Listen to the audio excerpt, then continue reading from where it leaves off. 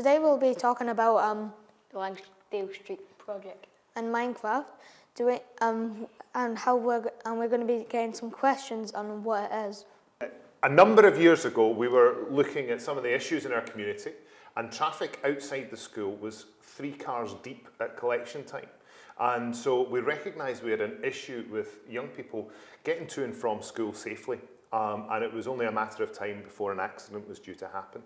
And so from that, we looked at how is there a way of getting to school sustainably. And so we looked at the walking, wheeling and cycling to school and saw that that was actually not a good way of doing things.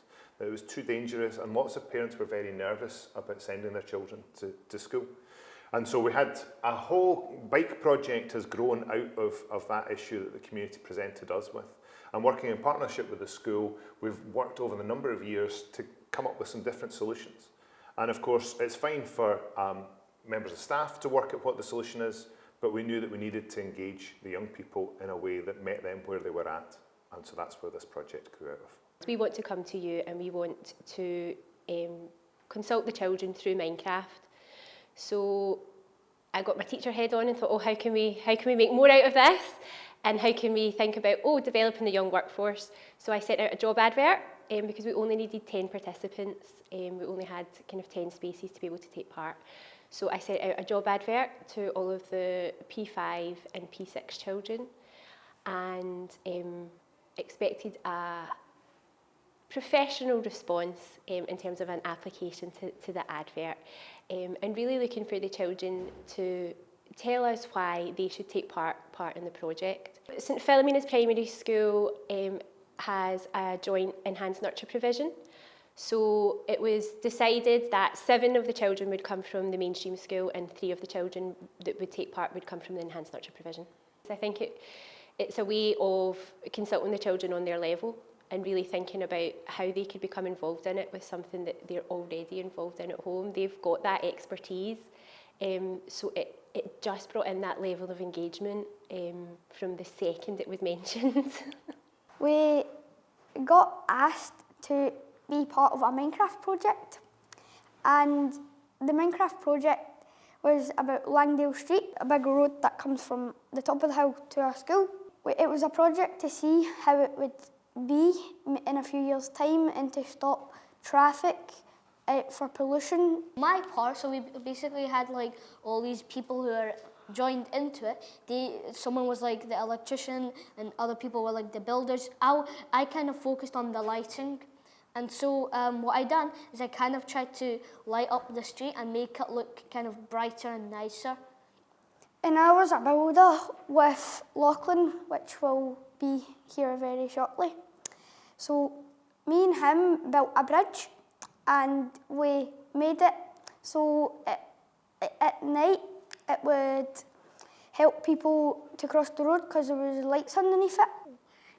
We went on walks, and when we were going on walks we would look around what we would do, and for example old people are getting tired a lot, so we can add benches on the sidewalk or something.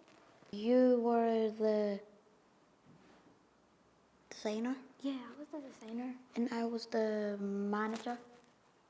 And we basically done, so she would I would sit next to her, so she would design the stuff that we would do, and I would just decide what we would do and the stuff if they would be useful or not. Online, there was a Minecraft server that was built the whole of Lansdale Street. Like the school too? Yeah, and the school as well. And we built stuff that we thought would be useful in the area. And we built a tree house in the middle of the Lansdale bit, so if children want to play outside, they don't need to stay in their gardens. So we've been on Minecraft and going out, looking at what we need to help and what to change to make it better. In case of an emergency, like a flood or a tornado, I made a bunker. There was also a vegetable patch right next to the school, and so that people can like come and you can grow your own crops there and come and get them. So some of the members, so Sustrans, A Place in Childhood, and at some points St Paul's Youth Forum had to work remotely. So they were with us on the big screen and not in person. And I think that that was one of the reasons it was successful, was it is a digital platform. And so we could join them in their world digitally. And so that is what the young people do when they're sitting there together in their teams, working through the site, and when they're doing it in their own homes. That the site is a safe place for them to all be, and so it meant that we could join them and not miss out on too much of that creative process. I've got a friend, Luke, and also I've just felt very nice after that.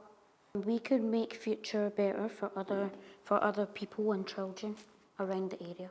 Really just seeing how well we've done, how well of a job we've done, and just really realising that we've kind of helped everyone now, and hopefully it won't happen again, because we kind of put a lot of street bumps and, you know, all these kind of like street lights and everything, also just so it's safer. Well, I got a buzz out of it. I was really happy what we've done, and I like to help other people, and it gives me a nice feeling.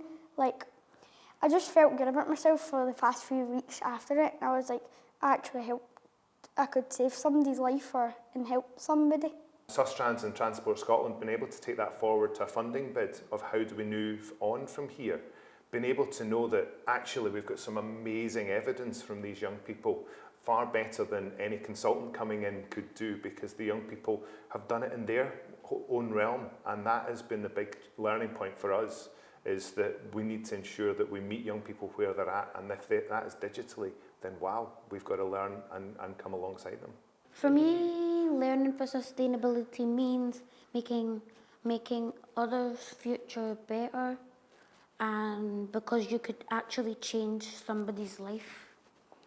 I think it means like to make myself proud and like change the environment around here.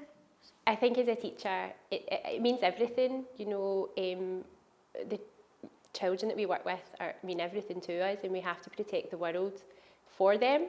So at this moment in time, we have to be preparing them to live sustainably, and so that has to come through everything that we do in school.